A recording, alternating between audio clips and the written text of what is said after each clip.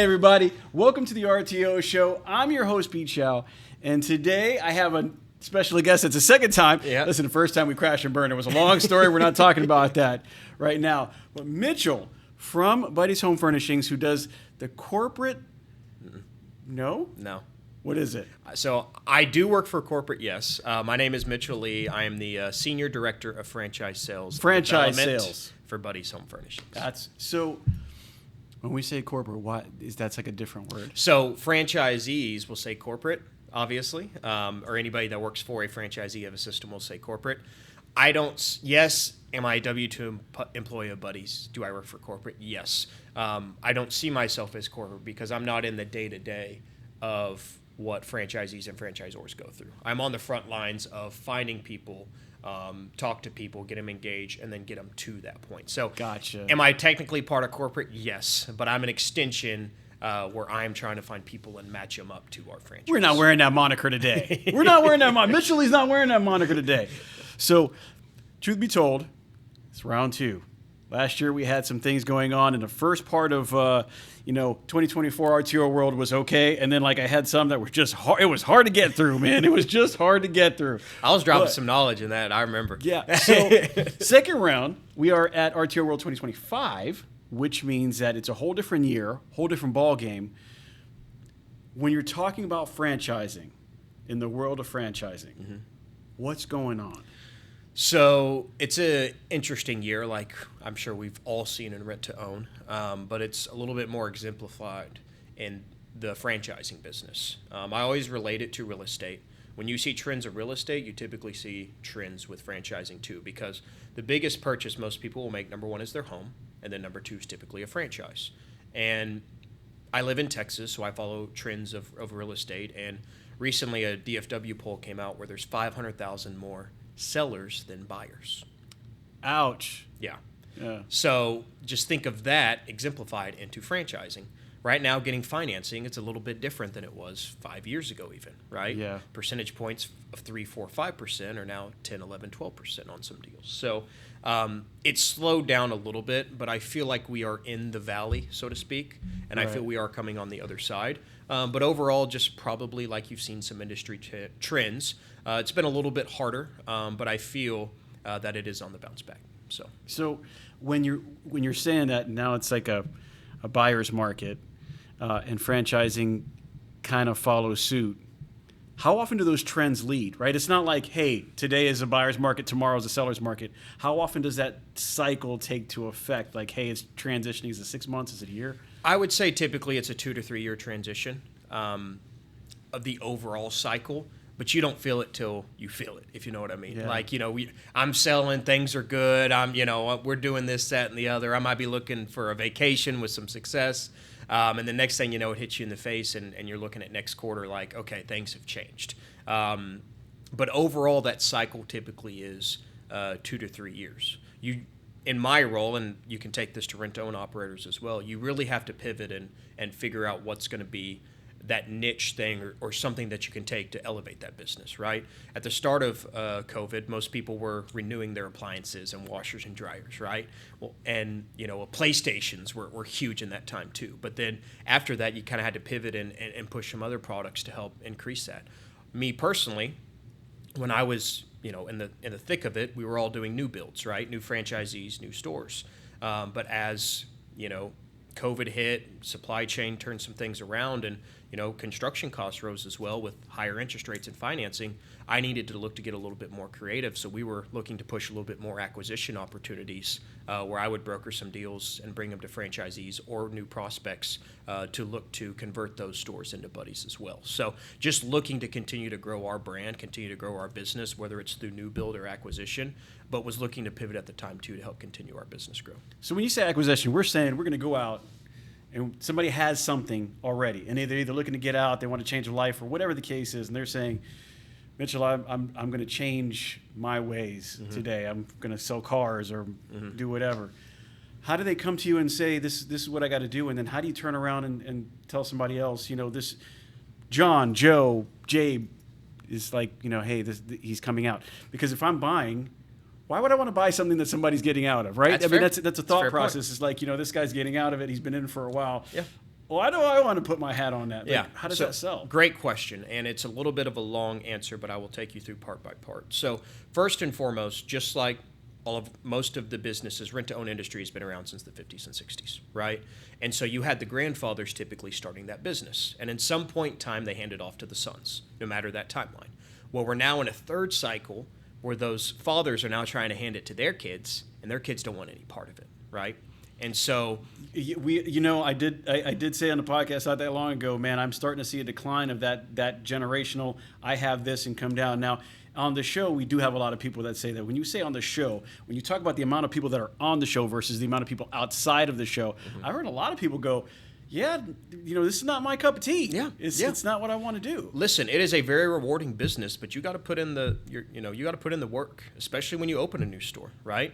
When you open a store, you're making $0. We're not like Chick-fil-A where we open the door day one and we have lines out the door. No, you got to put in the work, the blood, sweat, and tears, and you're going to reap the benefits on the back end with a mature store. But that just doesn't happen one day, 1 month, 1 year. You got to continue to put in that work.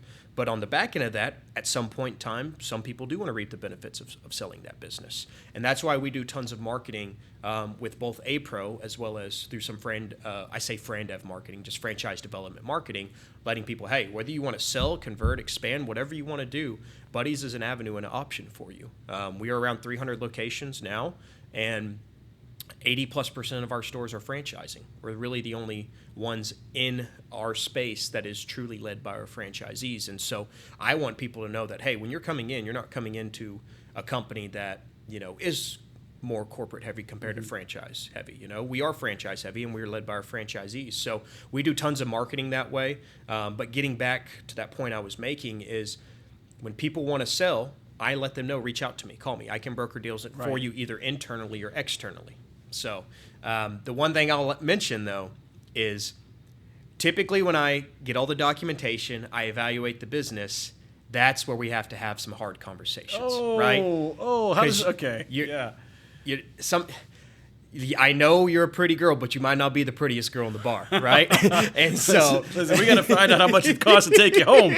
And there's got to be some really hard, heavy conversations where you're letting somebody know, hey, it might be nice and dear to you, but it's not nice and dear in the pocketbook, and we got to make the right call. Mr. and Mrs. Seller, I know you want $1.5 million, but for me to get this deal across, we need to be in the ballpark of $600,000 to $800,000.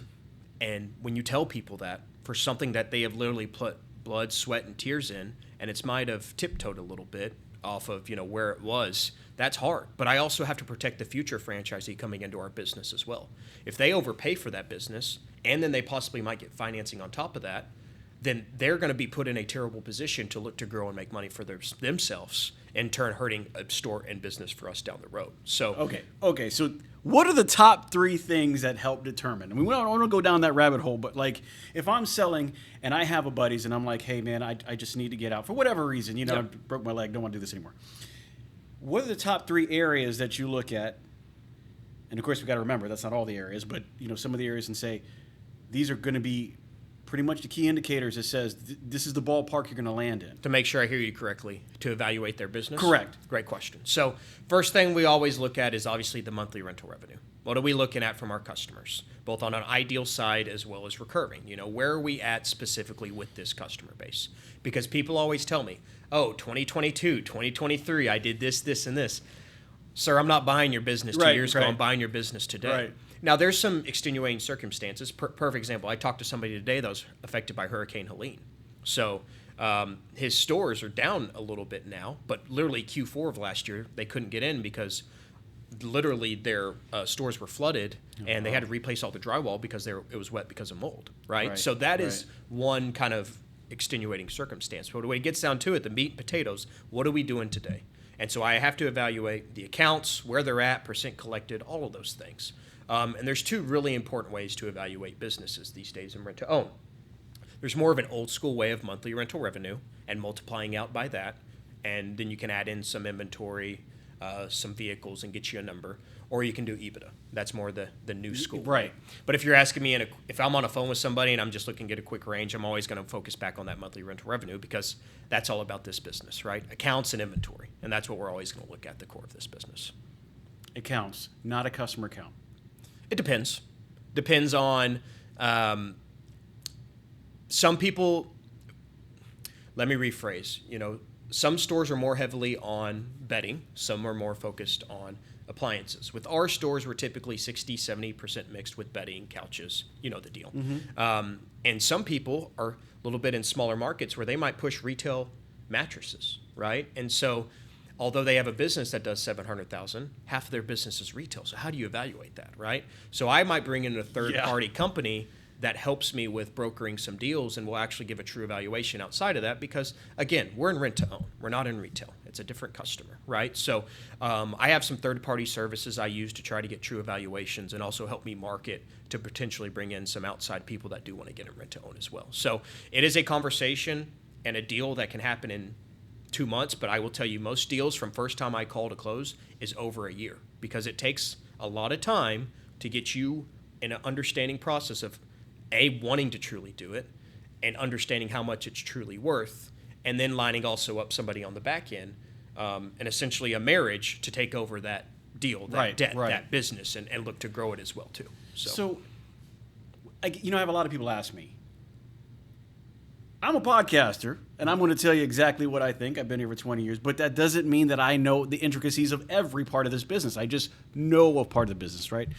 And I have a lot of people ask me, like, hey, you ever thought about going into business yourself? Every day, I think about opening up a location. Like, why wouldn't I? I've been doing it a long time. I think I can do this well. I think I got a little bit of, history and knowledge and operational skills behind me. Well, you might be building a little something here right now, too, that's my what friend. we're doing. That's what we're doing. But then I turn around and, the big question is always, if you had the ability to do it for yourself, would you do it for yourself, or would you go into franchise? That's like the number one thing that comes up every time we talk about it. And so, I have a lot of people out there, and when I say a lot, we're right at a 50% line, right? They're like, man, I don't want to pay anybody. I'm going to come up with my own logo. Yep. I'm going to come up with my own graphics. I'm going to come up with my own way to run the software. I'm going to come up with my own, because I want to save it. On the other end, you've got 50% of people saying, that is a great, truly great idea, but have you ever done that? Because if you've never done that, it's not walk in day one and you figure it out, and day two it's there. It's, I'm going through months of training material. I'm going through months of, how do I do this? How do I do that? I don't know if I like that logo on the truck. This truck, it's either hit the ground rolling with a franchise, or hit the ground, and if you know how to do it, you know how to do it. But if you don't, you don't.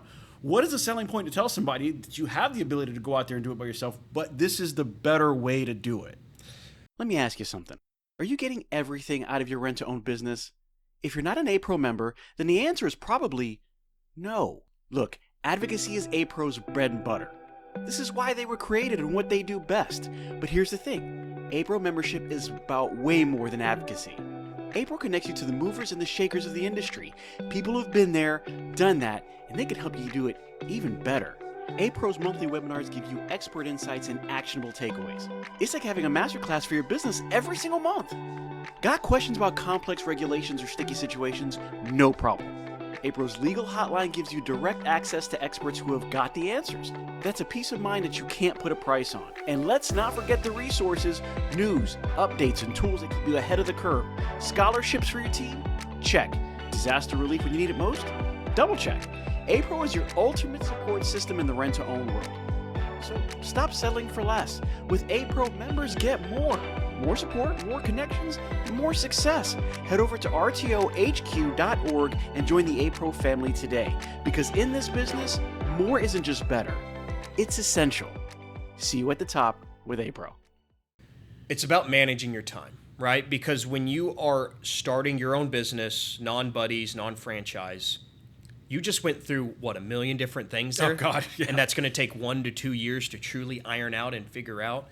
You can pay for those mistakes, and you can still turn your store, your one store you're going to build, into a great foundational store for whatever you want to do. Keep it, build it, whatever. But in the same amount of time you could do that, you can already strap on to a business that's been in 64 years, franchising since 2009, so 15, 16 years now, that's done it time and time and time and time and time again, right? And already has an operations manual, already has marketing set up, already has supply chain and purchasing. So in the thick of it, are you going to save a couple percentage points doing it on your own? Yes, but we're talking about time. How much is important to you? If it's important to you to be the quarterback, go be the quarterback. If you want to lead one team and be that quarterback, so be it. You want to be the head coach, you want to be the general manager, that's a different conversation. So it's just about what you want to do and what you want to pursue. If you are all for, I want to do one store, I want to grow one store, I want to be overseeing everything, we might not be the best fit, right? Because 86% of our franchisees own multiple units. Our average units per franchisee, depending on what model you're looking at, is between 8 to 12 units per franchisee. Wow. Right? Really? Yes. So we're very heavy on the multi-unit side. If you want to be a one-unit operator, that's fine. That's okay. Because guess what? You might go through all those headaches and those pain points and get tired of dealing with supply chain and purchasing and invoicing and everything else and say, hey, I want to go to Buddy's because they have a purchasing program. They handle all of those things, the negotiated rates, the buying power, the invoicing, the net 60 terms, a rolling line of credit. I want to tap into that, and I'm tired of doing it on my own. And so we actually, again, I turned somebody away 3-4 months ago. I said, what you want is you want to run your own store. We're not your best fit, and that's okay. And guess what? He called me up again the other day and said, hey, I might actually seriously consider this because I don't know if I want to do all those things. So, I mean, in case, anybody's thinking about jumping into it, that is a lot to go into. I mean, there is a lot to really start thinking about. Just the operational software, is it support enough on the back end? Are you getting the accounting out of it? Are you getting the inventory out of it? Can you really dial into the reports that you really want? Is it going to give you everything that you need? And I've seen everything out there from, and I'm not trying to say anything about it, Lord knows it's going to come back and bite me, but I've seen anything as old as RSSS all the way up to something like Versarent where it's, one's with a mouse and one you have to figure out the F function. That's not the same. They're just not the same.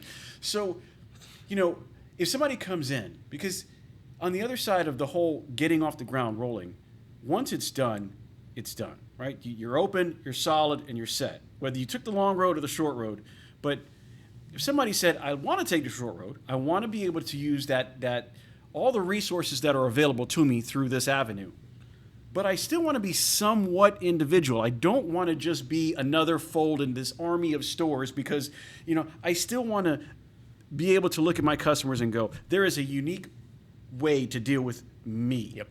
How do you answer that? It's a great question because we have franchisees as large as 50, 60 units, and some that are just opening their first store, right? What I love about our business is because of our Buddy's purchasing program, that one unit franchisee gets the same as every other person, no matter how many stores they have. So they can come in and be a part of the buying power with Buddy's immediately and get all of those benefits already talked about, number one. Number two, we have, yes, a franchise model that you follow, right? We want our stores to be neutral colored, right? Whites, grays, blues, Buddy's colors, etc., right? If you want to go in and paint the walls orange, do you think we're going to let you do that? No, because that makes zero sense with Buddy's branding and Buddy's colors, right? But we give you freedom and flexibility in our business model in ways that make sense. We have Buddy's suggested pricing, right? We use in Tampa and Florida and Orlando in our stores.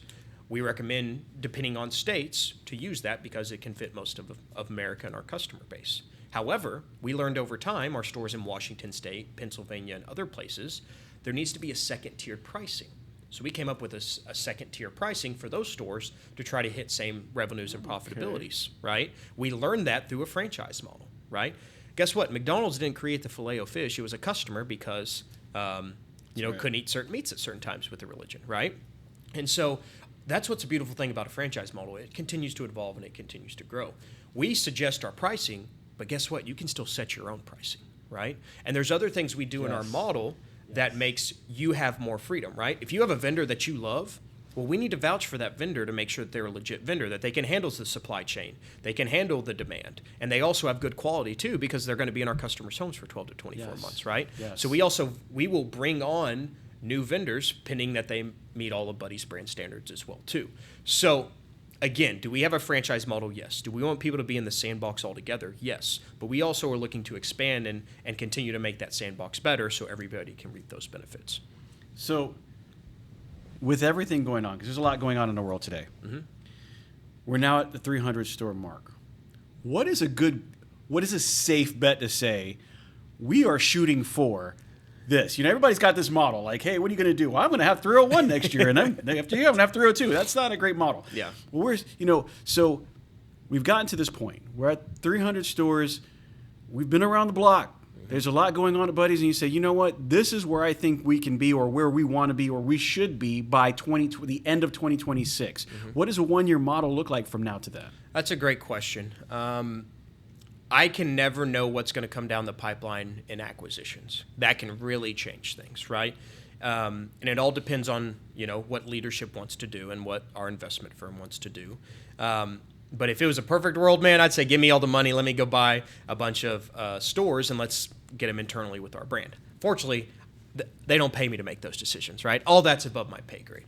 What I can look to do is bring on, 20 to 30 new units a year in opening or in sales, and then look hopefully for those to open in the next year or two for those 20 to 30 units. So I would love, I think we're right below 300 right now. I love to cross that 300 unit threshold first. And wherever we land in a year is wherever we land, because sometimes there's things outside of our control, right? A bad real estate deal, a landlord that won't get back to us to open a new store. Maybe a store has to close. You never know some situations. So there might be some attrition and some losses in that. But man, if we could be let's see, we're almost through 2025. If we could be around 310 and then 320 and anything in between that or growing more than that, I think that would be good. And that's what I love about our brand too, is we're not going to, there's some of these other food franchises out there that open 100 and 200 a year. God bless them. I don't know how they do it. I mean, it blows my mind. And most times you see kind of a fallback off that too, because they're outselling what they can support, right? And that's what I love about our team, especially Michael leading the charges. We are always going to make sure we have more support. We talk about it up front, and we're proactive rather than reactive. If a franchise consultant's getting tapped out, we're already hiring that next one before we get to that breaking point, right? And you see that on our supply chain and purchasing side as well, too. So we're always going to be staffed correctly. But again, we're not going to be a front of our skis, so to speak. We're always going to be strategic in when we open and how we open to hopefully continue to just grow a little bit every single year. Well, I'm gonna throw in a little something. You mentioned Michael. We're talking about Michael Bennett, right? Mm-hmm. Had a great conversation with Mike before we got here. Very much into business.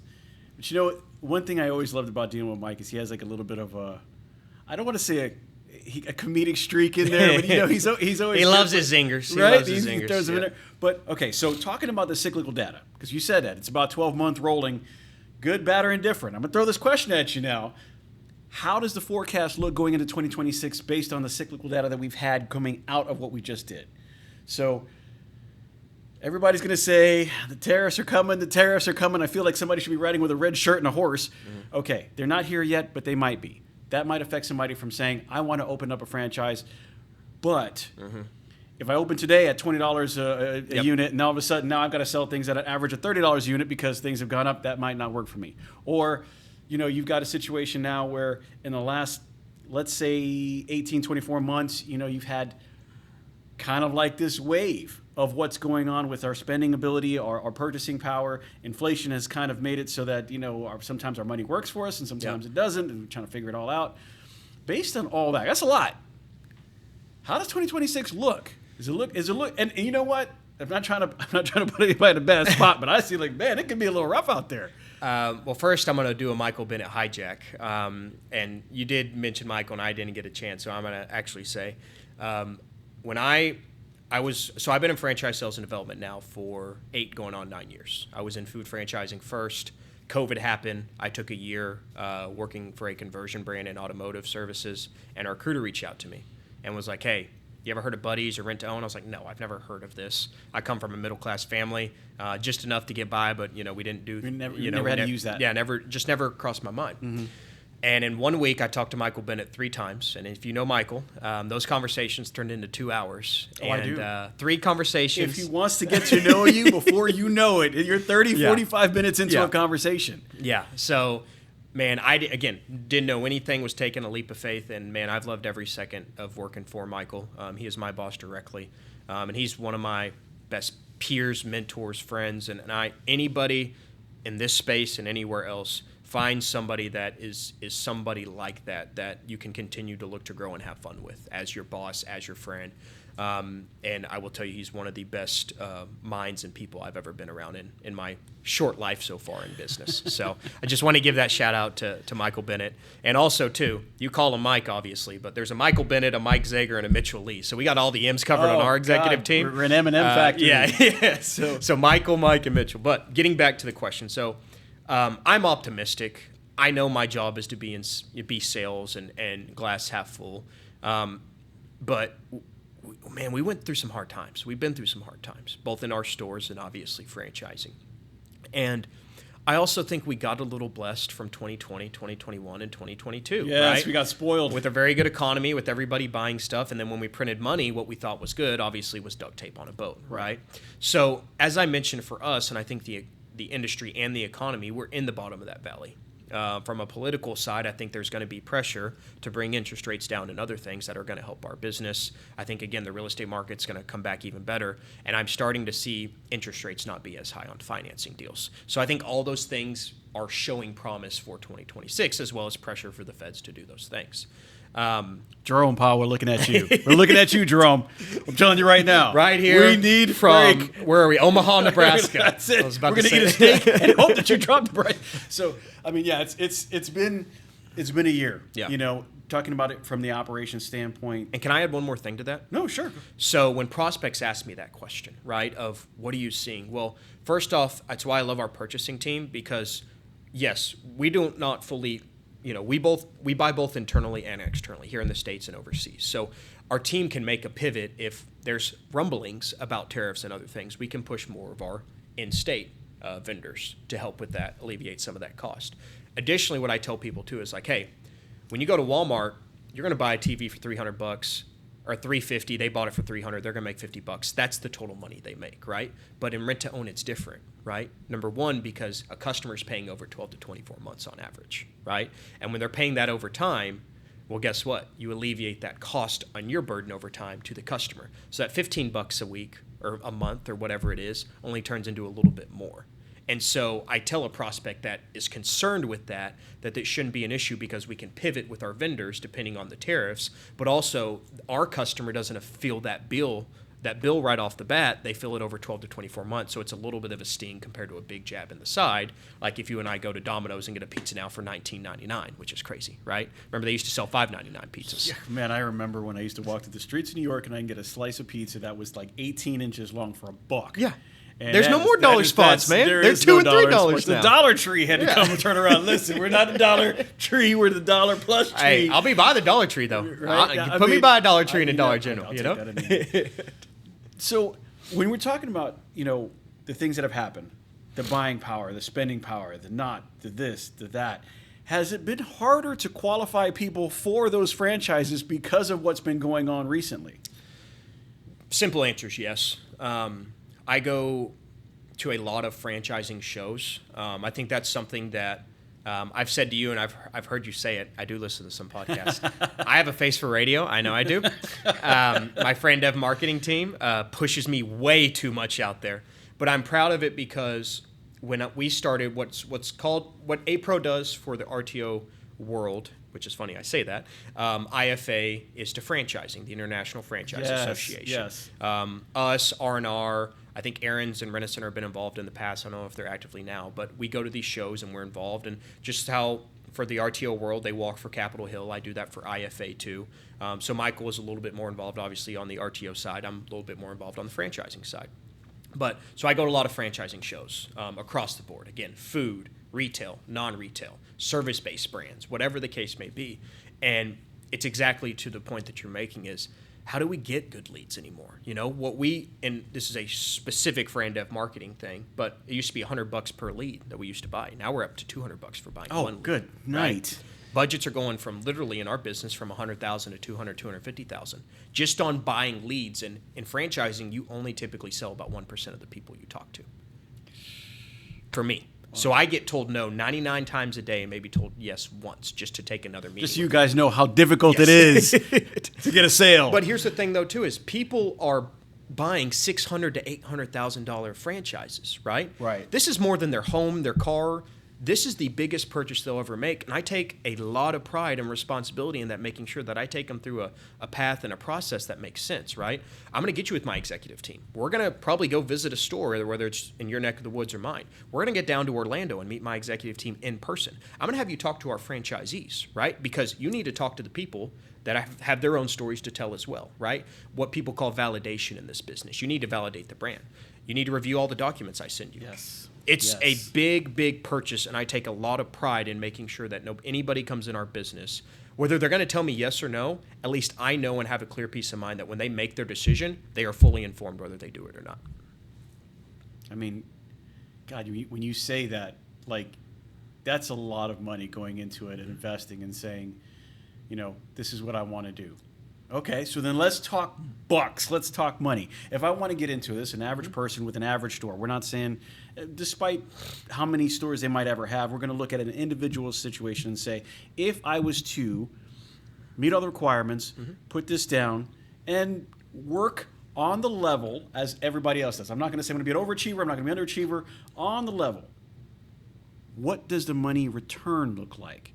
What does a profit percentage look like if I just own one store and I did what I was supposed to do? Great question. So I love that this podcast is in this business. So when I say these numbers, they can kind of self-validate it too because they're doing it every day. Right. For new prospects, it's a little bit harder because, again, a food place that's doing $1 million might only make $80,000 net, right? Yeah. 8%, but they're happy with that. Yeah. Right? Which is crazy and mind-blowing. That's what I used to sell.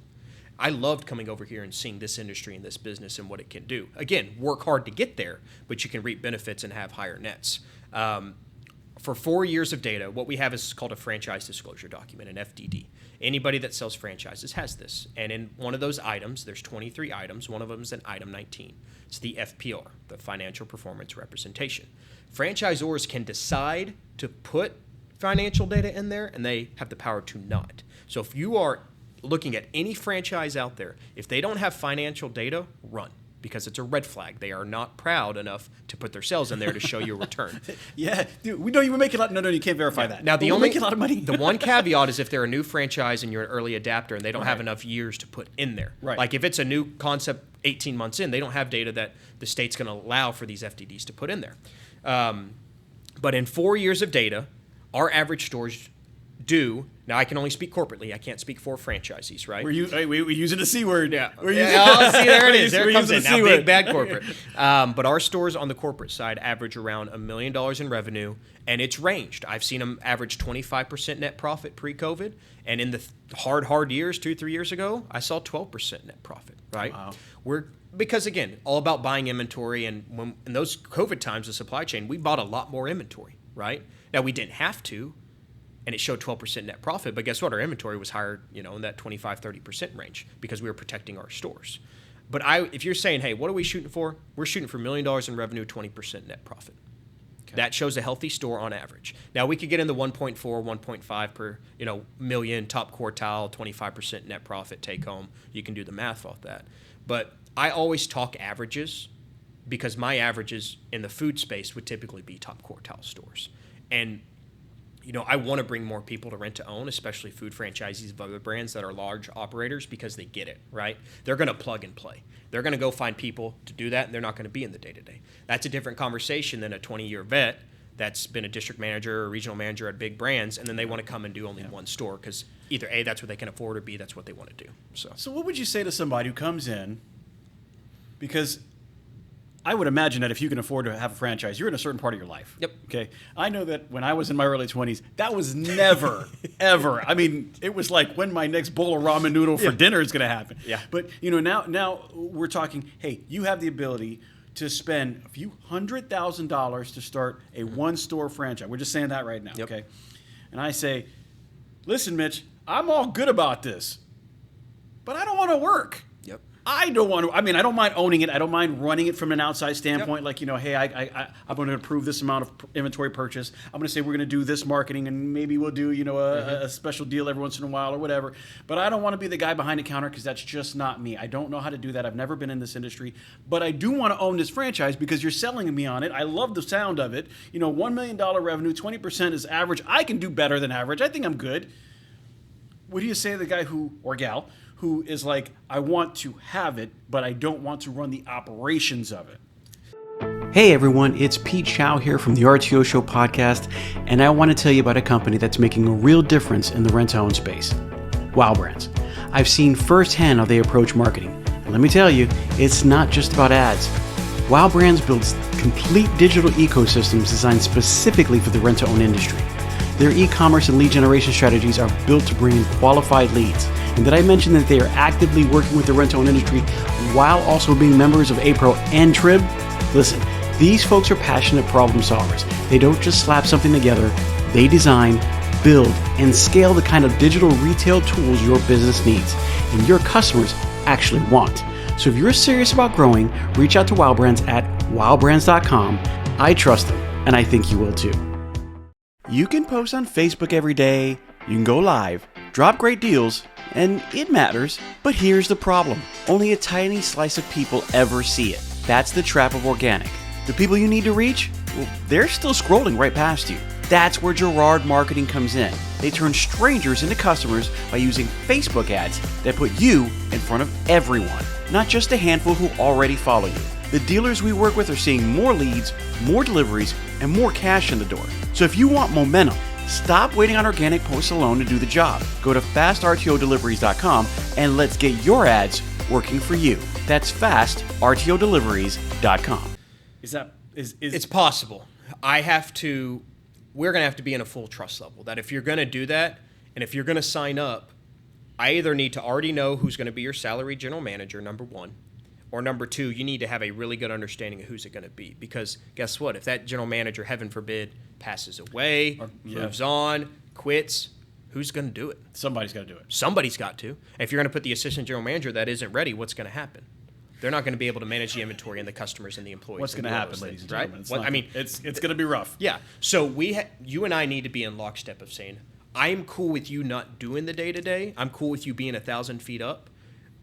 And if you already have that person, I might not sign you up because we have a committee that approves all of our deals too. Okay. So it's like when you get pre-approved for a house, it's looking good, but we're not there yet to a close, right? Same thing in my friend Dev my franchise development. So I get all the documentation, make sure is financing locked in? What are we looking at? Are they running the store? If not, who's going to run the store? We need to put a full package together to make sure that this deal is going to work. Because listen, over the last 4 or 5 years, we've grown. We've probably done a couple deals that we probably shouldn't have done at the time. But we're learning that didn't work so well. Yeah, but things were told to me as well that this was going to happen, this was going to happen, this was going to happen, and we trusted them, and it didn't, right? So we're trying to continue to better ourselves, too, to make sure that we don't get in that situation again, right? Is your financing good? Let me see all the documentation. Perfect. Is your general manager good? Who is it? If you don't need to have a yes yet because it's not a business, but who are you looking at? Who's going to be option 1, 2, and 3? So we try to do all that up front because I don't want you to be in the store every single day. Yeah. Right? Yeah. I want you 1,000 feet up, checking the reports, know how to read reports, make sure you're not getting screwed over in any way. Right. If you want to go in the store, go check on the store, but be in lockstep with the general manager, talk every day, every other day, whatever. Have a weekly call with your franchise consultant. Just do the things that you need to do to have a successful business. And guess what? If something happens to that general manager, you better have a backup plan. Because if not, we're going to be having harsh conversations because that $1 million store is probably an $800,000 store, right? And it typically doesn't go back up before it goes back down. You know what I mean? 20%. So you just have to have those hard conversations. So this is new. And if you told me before, I apologize. But there's a committee that says so after you get the 1% of the 99 that you've gone, and the 100th one, you finally got it. You get all your dominoes in a row, and now you got to get approval. Yep. Okay. So now we're in a step process here. How many people are on the committee? Don't tell a lot of people this, but I'll tell you and the world. So it's a committee of 4. Okay. So that doesn't add up sometimes. I was just about to say that's kind of like I'm the 5th on the committee, and I'm always getting an automatic yes, technically. So okay. Because I was going to say usually it's an odd number just so that you don't get locked in. Well, we're a lean and mean operating machine team over here, but perfect example. I'm working a deal right now. We have a gentleman that's looking to retire, move on, has a couple stores, got a deal lined up. He's looking to buy the stores. He's getting a great deal, doing a great deal with the seller. But the deal came to us. I presented the deal to my committee, and that deal up front got rejected because they want to see that prospect bring in $300,000 of additional capital to make sure that they can support the long term of the business, right?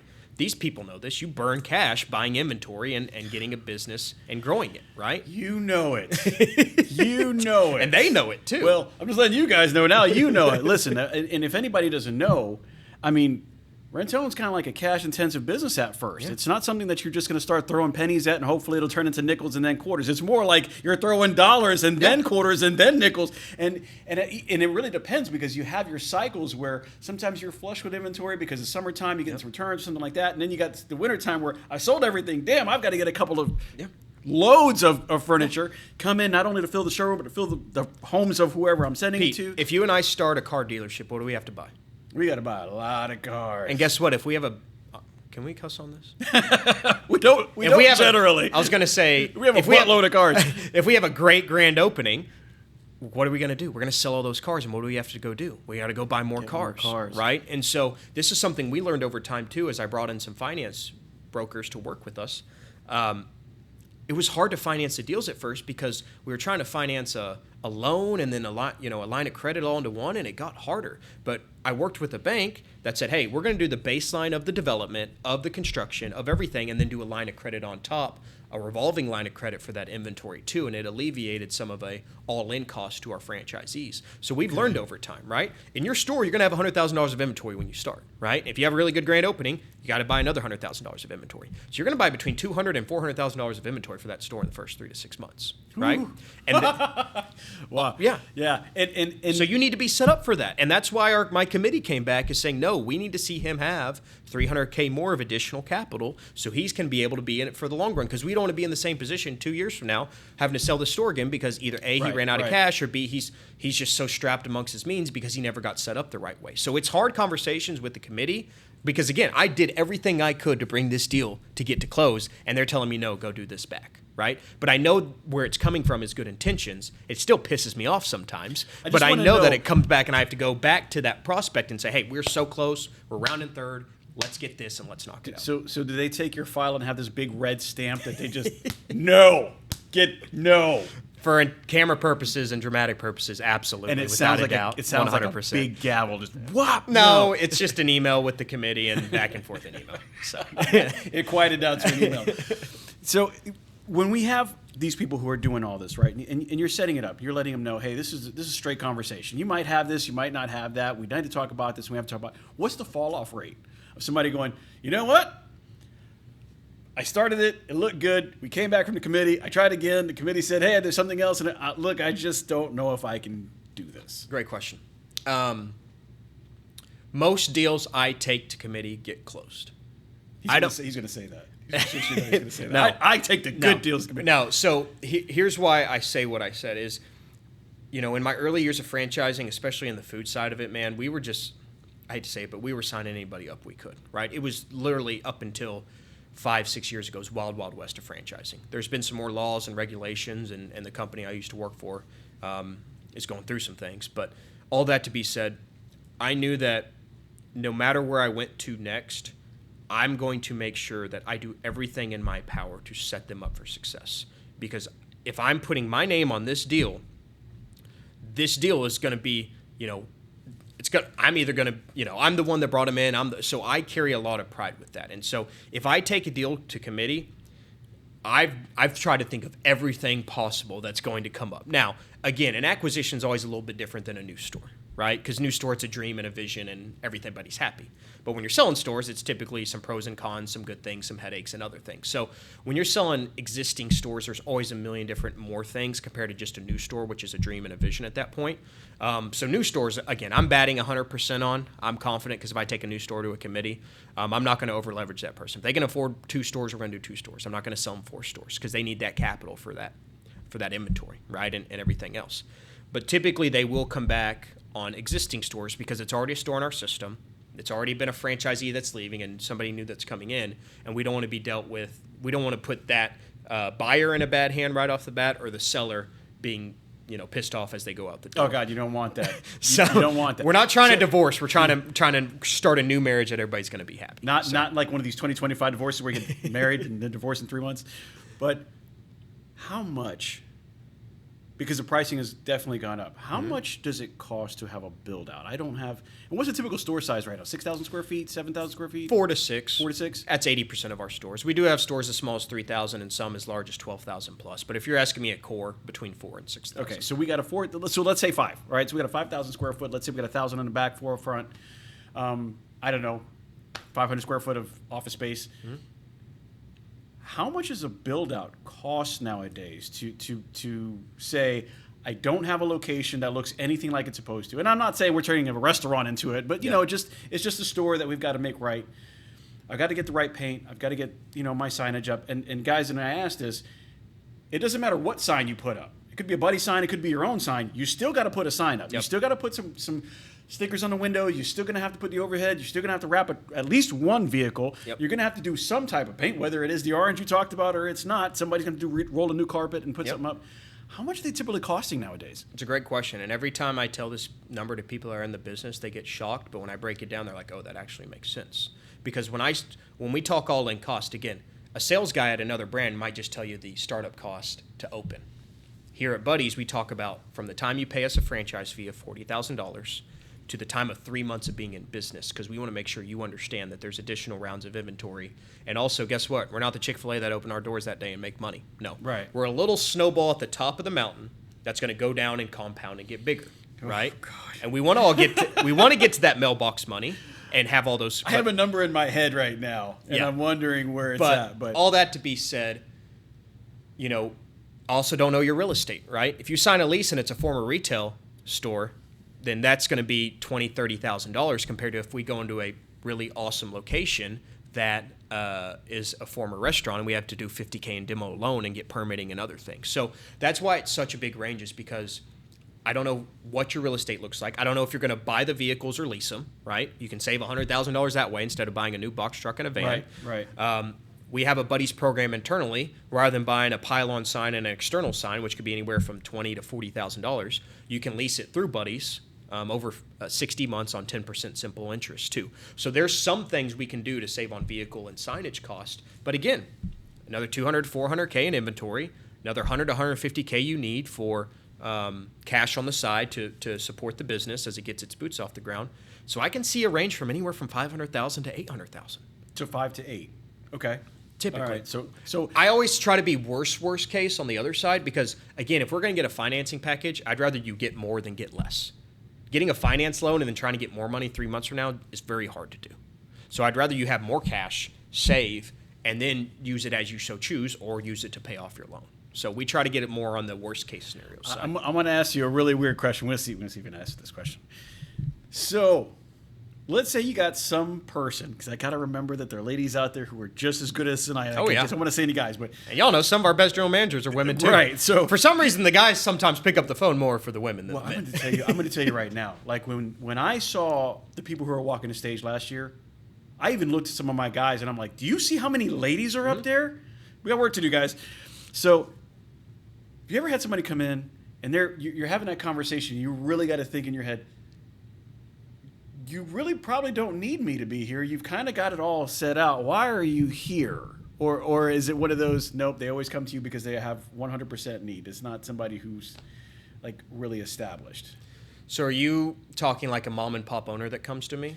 Like, is there, yeah, whether it might be mom and pop or whatever, and they kind of have the whereabouts to get it done themselves, and you just kind of like, is that why you want, like, why do you want to be here versus? Yes. So especially we have some veterans in this rent-to-own business that have maybe sold 10 to 15 years ago, and of course they're in a non-compete, but then they retire, maybe get into real estate, storage units, maybe go to another brand like R&R Tire, right? Or move out of state or whatever. Shout out to my R&R Tire people. I love y'all. R&R.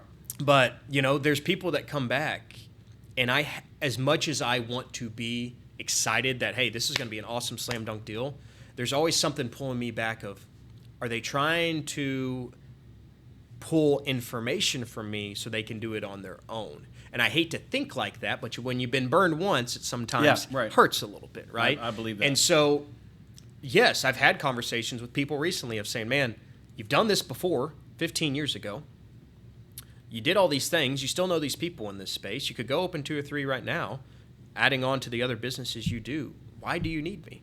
And it actually goes back to something we already talked about, because I don't want to build my own brand again. You know, that makes sense, though, because... Mind you, we pay, we have a 6% royalty, right? Now, first 6 months is 0%. Remember that. But month 7 is a 6% royalty. How much of time matters to you? is it really matters 6%. Now, again, we have a purchasing program and other things. So given our buying power and some of the things we do, we're going to save you a couple percentage points anyways. So I don't know if that's going to be, the difference of 1, 2, 3, 4%. I don't know what it's going to be compared to, again, money you're saving using the Buddy's purchasing program, again, to doing it on your own. But all that to be said, at that point in their life, most of the time they care most about their time and what they do. Do they want to go start their own ABC rent to own and spend millions of dollars of training and operations and marketing and supply chain and building these vendors and talking to these teams and going to all these shows? Or they just want to bootstrap onto something else that they don't have to do any of that, hire a general manager, be 1,000 feet up, and hopefully kick their feet back. Hopefully. Right? I've never seen that happen. Hope's not a plan, but that's why I said hire a general manager, right, off the bat. Right. So, again, that goes exactly back to what we were talking about, is I have to be curious and cautious, but also when they kind of answer those questions to me, it gives me more confidence in selling to them through the process. Well, that's a question I think you guys need to answer. If you guys want to open up a franchise, reach out to Mitchell Lee. Now, Buddy's Home Furnishings is one of many, but I can tell you right now, they do have this booth set up at 2025 that it looks pretty good at RTO World, and it seems like he understands what he's talking about. And if you have any questions about that, reach out. Mitchell, how can they reach out to you? How can they reach your team? Absolutely. So feel free to go onto our Buddy's Franchising website. You can enter your information. It's very simple, buddysfranchising.com. My direct line is 813-321-0401, or shoot me an email. It's my name.lee@buddyrents.com. That's MITCHELL.LEE@BUDDYRENTS.com. And Pete, I do want to say one more thing. I love the rent-own industry now after the last 4 or 5 years, and I love franchising. So, again, I get told no a lot more than I get told yes, and I've been told things on the phone that should never anybody ever hear when I cold call people. I love to just talk franchising and rent-to-own. And, again, I have enough wherewithal, I love that word, it's such a hard word, to know if you're going to be a good fit for us or not. And I think that's what leadership brings down to me, is I don't have to sell every single deal. I have to make sure we're a right fit. So, if, I have some of my franchisees ask me about other concepts that they might be interested in. Most people wouldn't talk about that. I reviewed one for one of my franchisees. I read through the FDD, read all their website material. I took 2 to 3 hours out of my day, or out of my night, night, to review all those things and give free consultation advice. So feel free to reach out to me. Anything about franchising, anything about what's going on in rent-to-own franchise development, and I'd love to be a resource for anybody out there. Well, there you go. You can reach out to him and make sure that you ask the honest questions, because he's going to give you an honest answer. And isn't that what we're really looking for? So, guys, we appreciate you staying over here with us and watching out what happens in the franchising world, because it's something we really haven't talked about, except we did last year. We couldn't get it out. So, we've done that. But listen, if you have any questions and you want to ask me directly, ask me at pete@thertoshowpodcast.com. I'd love to talk to you. Also, DM me at Facebook, Instagram, LinkedIn, and YouTube, where you're going to see this. And I will tell you guys, as always, Mitchell, great to have you on the show. You kind of shed a whole lot of light on a whole lot of subjects. I'm glad that we can finally get this through one more time. And I will tell you guys, as always, get your collections low to get your sales high. Have a great one.